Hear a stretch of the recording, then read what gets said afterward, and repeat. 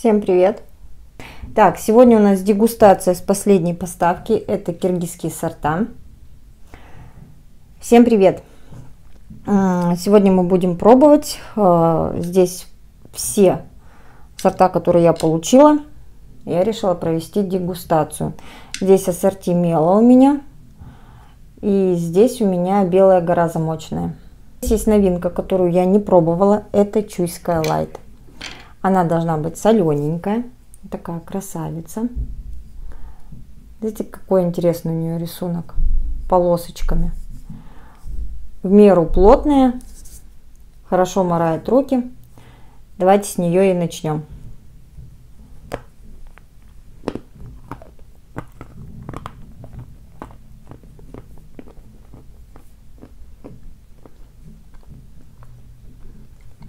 Мягкая.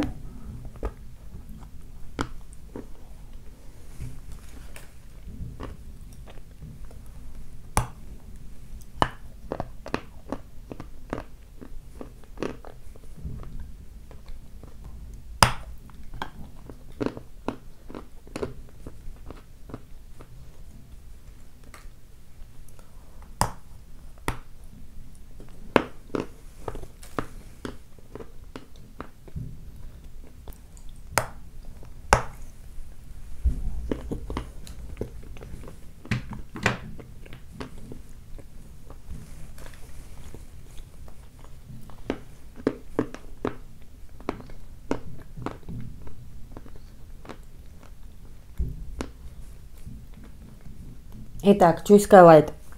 Она действительно солененькая, но соль не яркая, но ощутимая. То есть ее чувствуешь. Похожа на чуйскую, похожа на Туркестан белый по структуре. Сухая, комфортная, откусывается легко. Очень пыльная. Вначале очень сухая, даже слегка подвязывает рот. Скрип есть незначительный, очень-очень мелкий.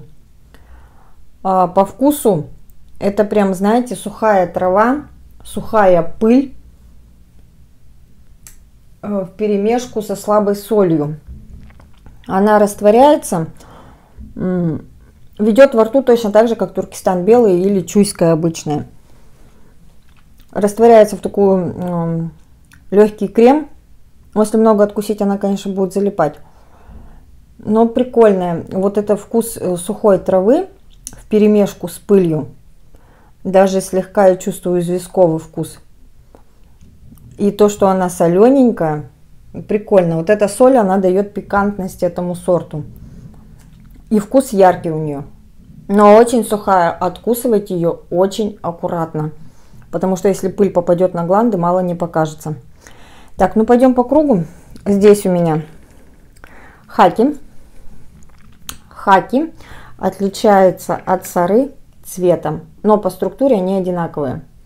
Сары желтоватые, хаки такой болотисто-зеленоватый оттенок. Плотная структура, видите какая? Кажется, что рыхловатая, но это обманчивая. Она достаточно плотная. Тоже должна быть соленая.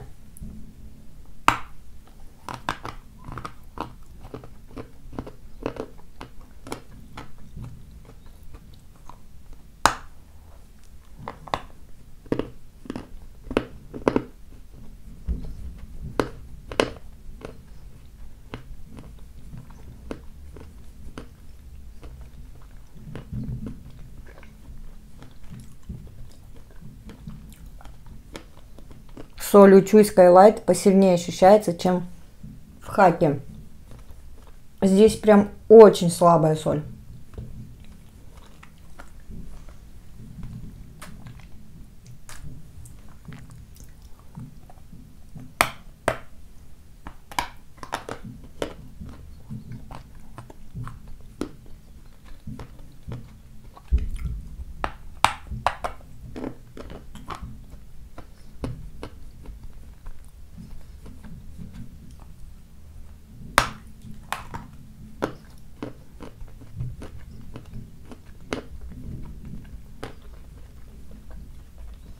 Угу.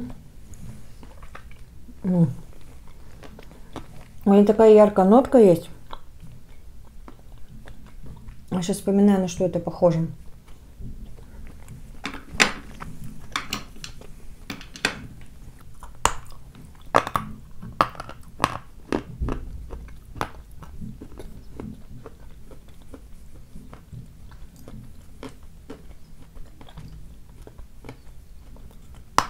Здравствуйте.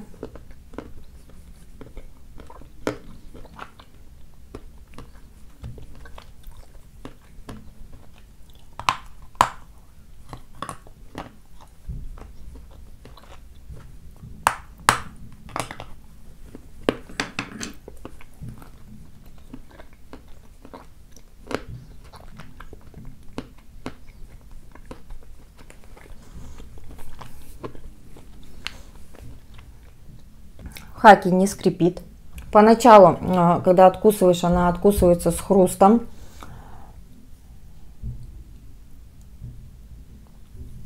Спасибо большое.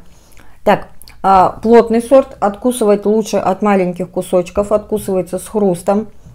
Жуется сначала такая структура мучнистая, сухая, с крупиночкой, а затем растворяется в такой нежный крем с ярким вкусом. Я хаки не пробовала давно, очень давно.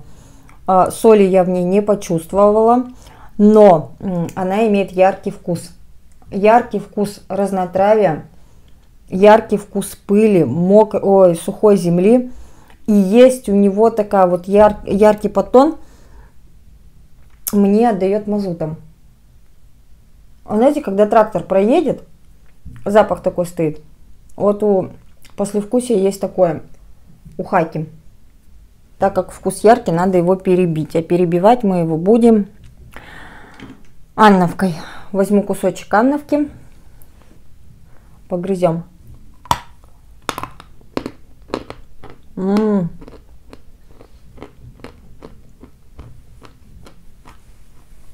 Сразу такой яркий вкус побелки влажный и свежести.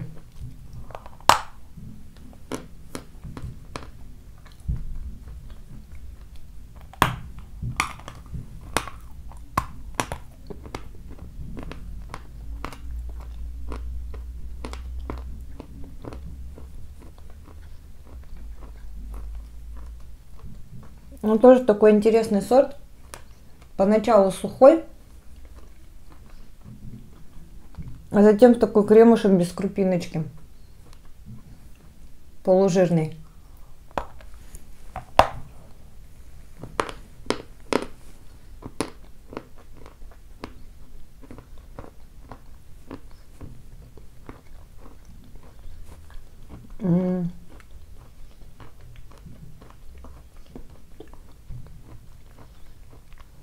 Очень мне полюбился.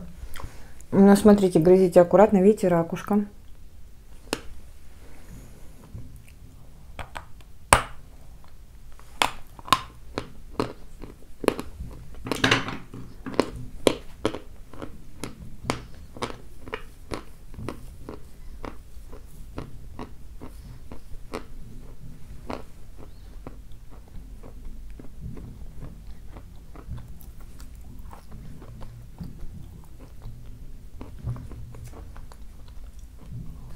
Следующее у нас идет сары. Сары родственник хаки. По структуре и по тому, как они ведут себя во рту, они одинаковые. Очень плотные, только отличаются по цвету. Это желтенькая. Кстати, ее еще называют желтая Киргизия. У нее два названия, но как бы сары переводятся тоже желтый, мне девочки писали. Так что продавцы называют, как им вздумается. А нет. Сыры помягче, и в сыры сразу чувствуется соль.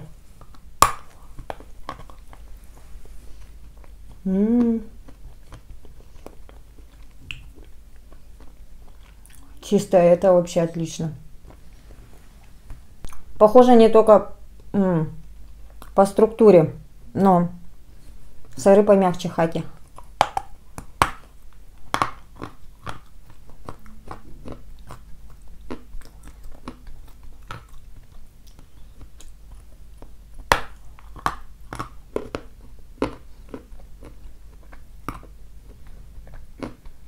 Угу. Вот у нее своя соль, свой вкус, ни с чем не перепутать. Вот этот привкус мокрой земли, прибитой пыли, привкус, вот знаете, вот сенокоса мне отдает. Когда вот косят и полежит день-два на солнышке.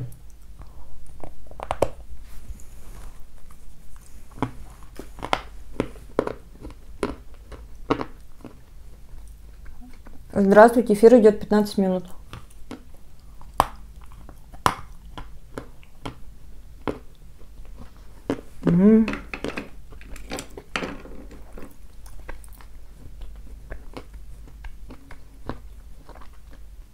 Не залипает. Вкус чистый. Вкус именно сыры. Также поначалу слегка мучнистая. Что она поначалу сухая и такая структура мучнистая. А затем она растворяется уже в такой нежный крем без крупинок. И по мере намокания соль играет. То есть она где-то ярче, где-то приглушеннее. Но вкус ее основной прибитой пыли, слегка влажной, не мокрой, слегка влажной земли, слегка известковый даже. И вот вкус сена полежавшей, ну как вам сказать, не сено, сено оно уже высыхает, а вот именно скошенной травы, полежавшей на солнышке, такой пикантность дает. Я сыры люблю. Классный сорт, не залипает, но имеет яркий вкус. И перед тем, как мы будем грызть сердце, надо вкус перебить. Возьму я сорт Шервуд. Обожаю Шервуд.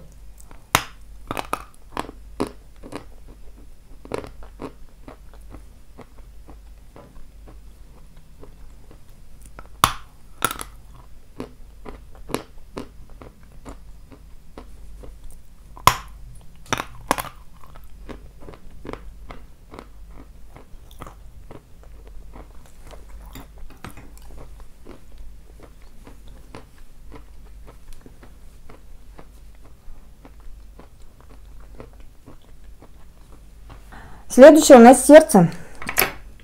Мой фаворит. Сердце я обожаю. Вот видите, какая она плотненькая. Пока выкладывала, все мелом замырала. Цвет кирпича. Плотная. Она не имеет яркого вкуса, но очень хрустящая.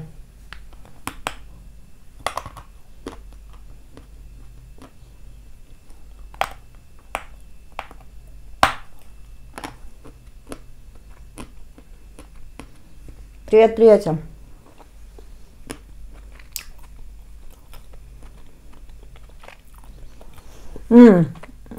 Ольга, сердце еще зависит от того, какой пласт вам попался. Она бывает рыхлая. Она бывает иногда придет рыхлая, мягкая. И мне такое сердце не нравится. Мне нравится сердце, когда оно плотное.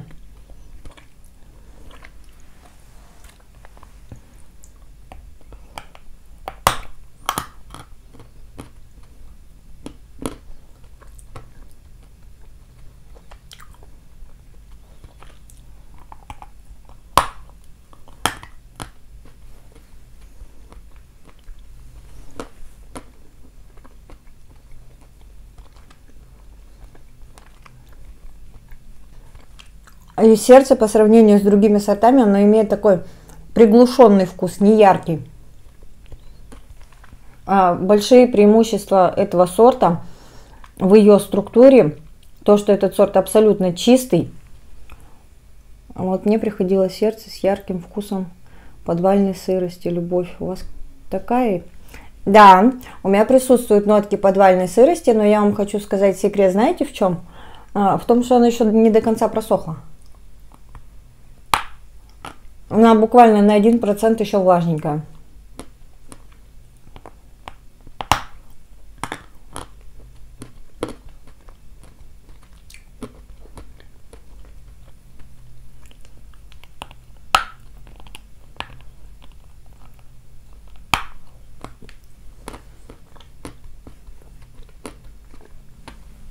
Угу.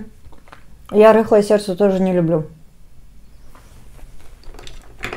Она должна быть вот такая монолитная.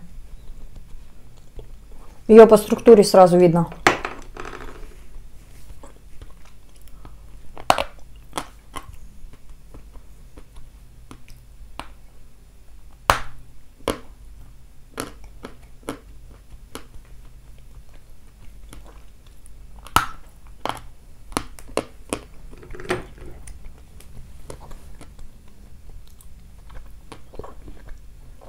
У нее вкус. Видите, это природная сырость. Их же добывают, они слегка влажноватые. Пока транспортируют, она лежит в мешке, тоже дает конденсант. Так, сердце. Мое сердце. Да, присутствует слегка подвальный вкус такой сырости подвальной. Еле уловимый присутствует кирпичный вкус, такой печной. А вообще сердце, вот именно сердце, оно мне напоминает вот сейчас в данном, как говорится, варианте, прям вот мокрую глину красную, вот которую разводили, когда печки обмазывали. Он прям вот вкус мокрой влажной глины с карьера. Ну, с узбечкой, ну не знаю, я бы не сравнила красное сердце с узбечкой. То, что у нее плотность хорошая и она хрустит, но нет. Узбечка, она такая прям залипашка, а сердце, оно откусывается с хрустом, разжевывается в такую не тугую ириску, но плотную ирисочку. И залипание у нее такое не критичное, очень легкое, я бы сказала даже. Все-таки у узбечек вкус поярче будет. Так, следующая у нас красавица радужная. Очень люблю я этот сорт. Вот здесь лежит чернослив, а это радужная. И они, вот видите, как вам пока. Сейчас я возьму большой кусочек. Отличаются только оттенком. Структура один в один. Радужная посветлее, чернослив прям вот в этот раз пришел прям темный. Так, радужная.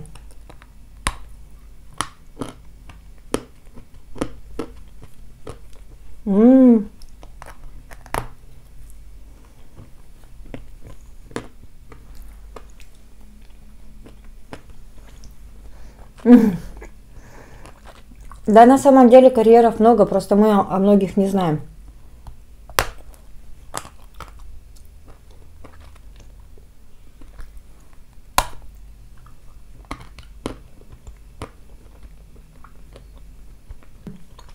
Залипашка. Радужную откусываешь, структура у нее рыхлая. Ну, как бы она плотная, но структура такая, как бы при укусе разлетается на маленькие скользкие кусочки. Их приходится ловить по рту, очень неудобно.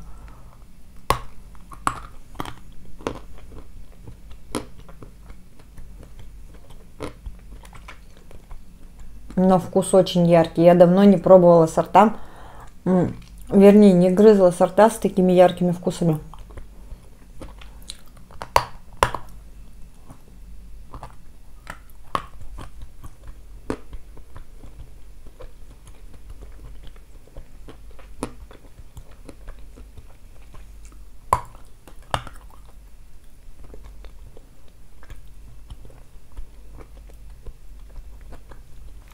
Радужная залипает сильно, она образует тугую ириску и подлипает к зубам здорово.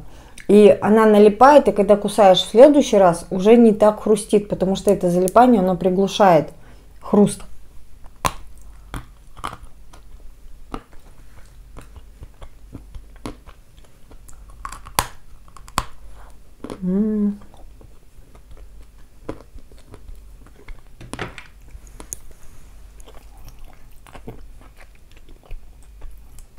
Все залипло.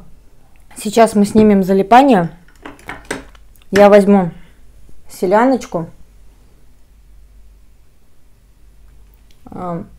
Можете, Соня, обращаться?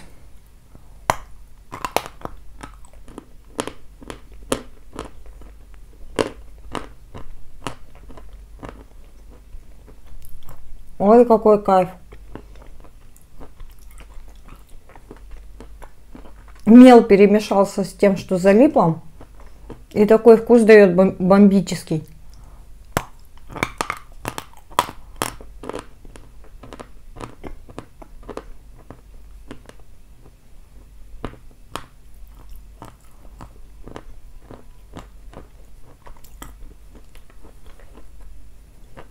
Вот то, что подписчики мои советовали мне, какие сорта заказать у Инюты, я их заказала, и я не разочаровалась.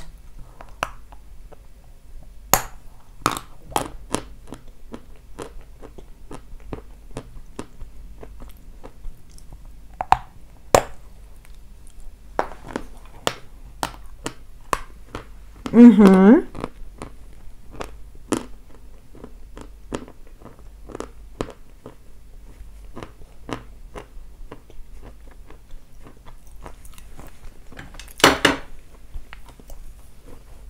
Зовут меня Софи. Это имя для многих сложное. Многие его путают с именем Софья, София. Но сокращенно меня можно называть Соня. Просто людям иногда тяжело, когда говоришь, как тебя зовут, Софи, они сразу, ну это Софья. Не, нифига, это не Софья, это Софи. Это отдельное имя французское, Софи.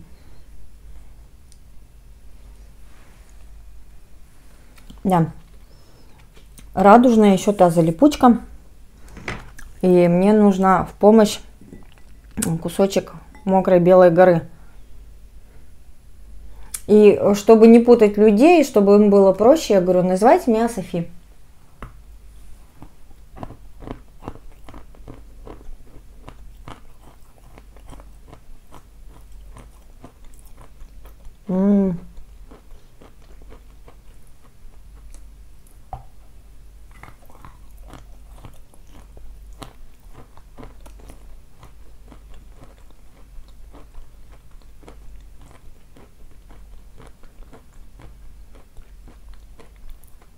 Все-таки лучше залипание снимать сухим мокрым мелом. Белая гора, бомба в мокром виде.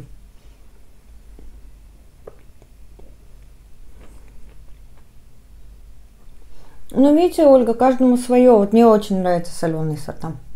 Я обожаю их. Переходим к моей любимице. 2 в 1. Обожаю этот сорт. Взяла 2 разных кусочка, чтобы вам показать. Вот смотрите. 2 в 1 перетекает от светло-серого к такому, к зеленоватому. Вот видите? Вот такая она в разрезе. И вот слоистая. Такая вот прелесть. Сейчас мы ее погрызем. 2 в 1 я обожаю. Этот сорт не похож тоже ни на что.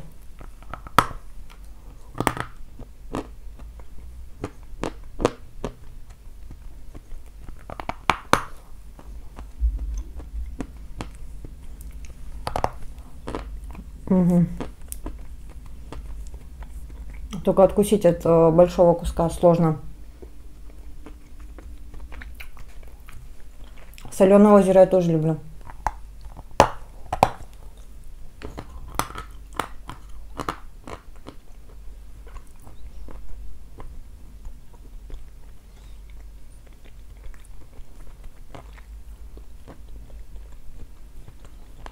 Она и вкусная.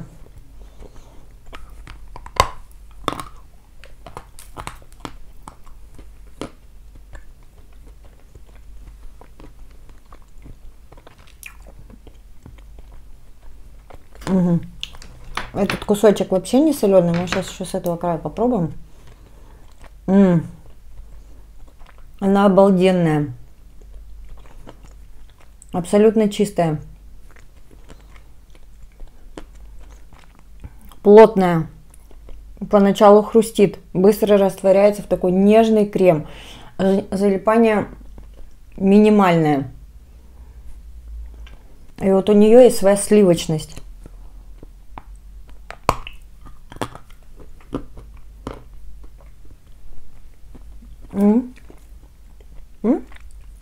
Как интересно.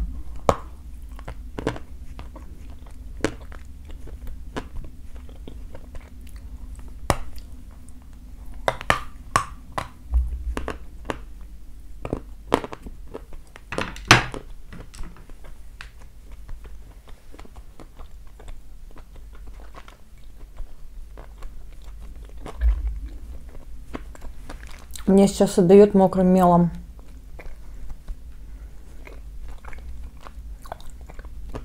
Мокрой пылью, мокрым мелом, мокрой звездкой.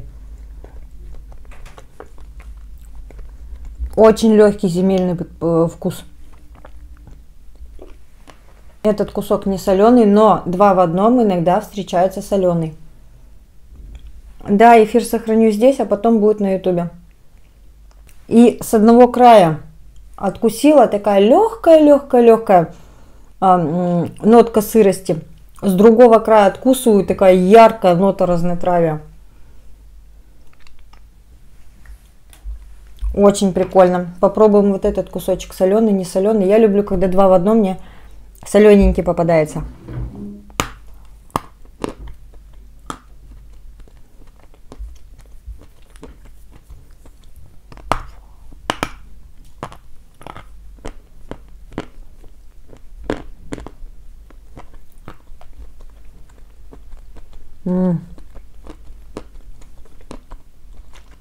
Вкус еще полежавшего сена есть у него.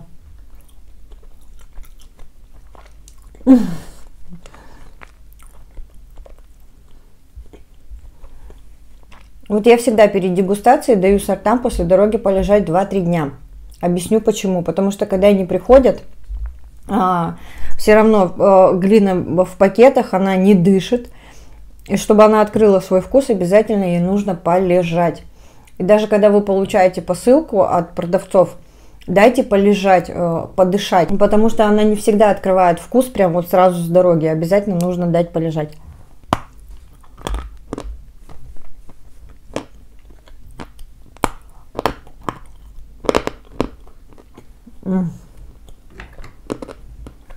Класс.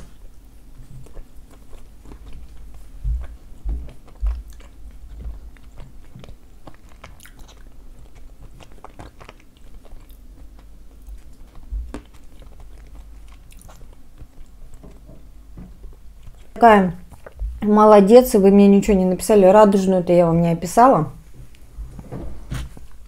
Плотная, слоистая.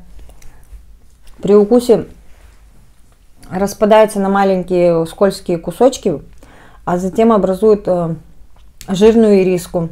Вкус мокрого леса.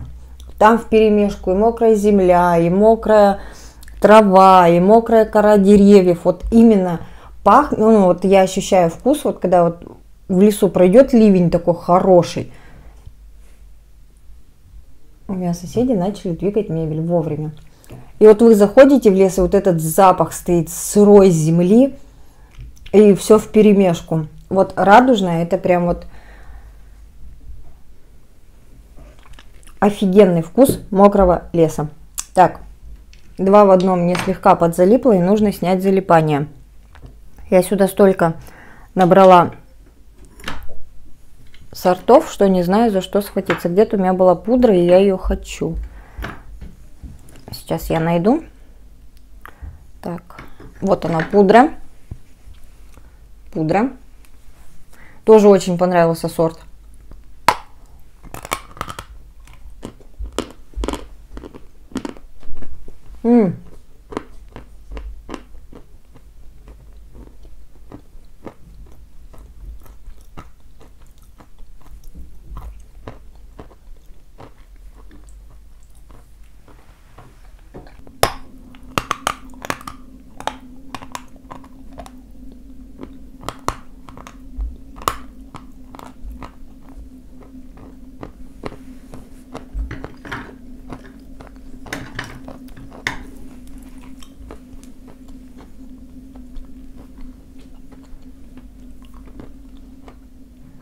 Мне зашла пудра заречный, даже богородский. Вы знаете, что я нашла, на что похож мой богородский?